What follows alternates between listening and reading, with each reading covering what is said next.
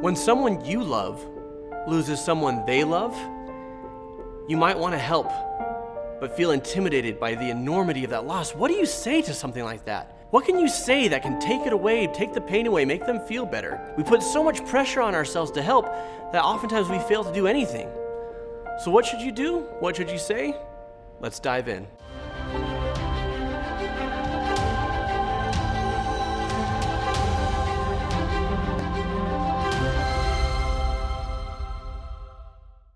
Hi, I'm Jonathan Decker, licensed therapist. In 2005, one of my college buddies lost his mother to terminal illness. My heart broke for him.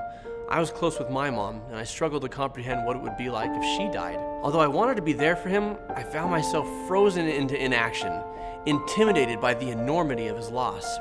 I felt inadequate in the face of it. Nothing I could say or do would take away the pain he was feeling. I didn't know what he was going through by my own experience, so I felt like I had no place to give advice or comfort. So, to my shame, I did nothing, leaving the consoling to his closer friends and family while I sympathized from a distance. Went to the funeral. I think that's about all I did. And you know what? It's lonely when friends keep their distance. That next year, my own mother unexpectedly passed away, and the reality of my friend's pain took on a terrible immediacy. The tables were turned, and I found myself on the receiving end of people's awkward inability to approach the mourner. Perhaps they felt inadequate in the face of my loss. Maybe they thought that discussing anything day-to-day or normal with me might be insensitive. Whatever the reasons, the result was that I felt isolated when I most needed support. So what do people do? They regularly asked my best friend how I was doing.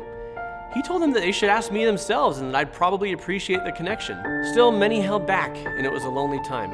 With new understanding, I called my other buddy, the one whose mother had died the year before, to apologize for leaving him out in the cold when he needed me. We had a great conversation and came to the same conclusion. We didn't need anyone to make it better. We just needed them to openly care. We needed to not feel alone. See, that's the thing, folks. You don't need to fix it. You just have to be there. When a friend loses a loved one, don't allow anything to keep you from acting. Don't worry about not having the right words. You don't need to say the perfect thing. If all you can say is, "I'm so sorry for your loss," as cliche as that phrase sounds, if it's said sincerely, it registers and consoles. Flowers are good, but for me, hugs were better, and verbal or written memories of my mom were the best thing of all. My sincerest thanks, if you're watching, to those friends and family who did those things. It helped more than you'll know. It really doesn't take much. Sometimes, after condolences are expressed, mourners need a laugh or to talk about something normal. It helps them to feel like their life is going to go on. Most importantly, remember that after the initial flood of support in the first few weeks and months, everyone else moves on while the mourner is often still grieving. They will feel that absence for the rest of their lives. This is not to say that they'll never feel joy or normalcy again. It's just a reminder for the rest of us to check in once in a while. We all experience the pain of loss. We can also experience the hope and love that comes when we mourn with those that mourn and comfort those who stand in need of comfort. You know, speaking of that situation with my friend, going back a minute, and people asking him, "Hey, is Jonathan all right? How's he doing?" And him saying, "You can talk to him yourself." I mean, they really could. I loved talking about her. And my experience is that most people who are mourning someone don't want to feel like that person's going to be forgotten. And rather than, "Oh, I can't believe you just brought her up. That caused me so much pain. How could you say that?" I was glad to talk about her. I was glad to remember. I was glad to celebrate. We need that.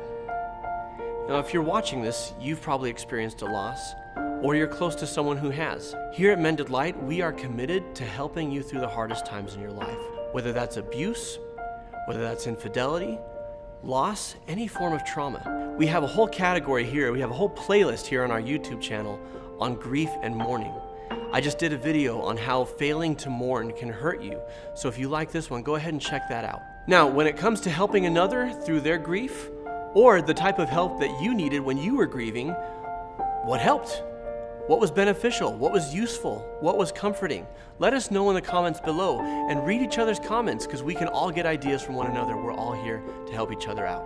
If you enjoyed this video, please subscribe by clicking the button down below and the bell so you get notified whenever we have a new video. Please share this with your friends, especially those who are struggling and those who are mourning. We're here for you. As we say in our name, Mended Light, we're here to help you shine bright. We're here to help you fix all that's broken within you so that you can stand strong and stand proud and be the best and happiest version of yourself. If you like our guide, 3 Keys to Healing from Trauma, you can click the link down below to claim that. I'm Jonathan Decker, licensed therapist, and I'll see you next time.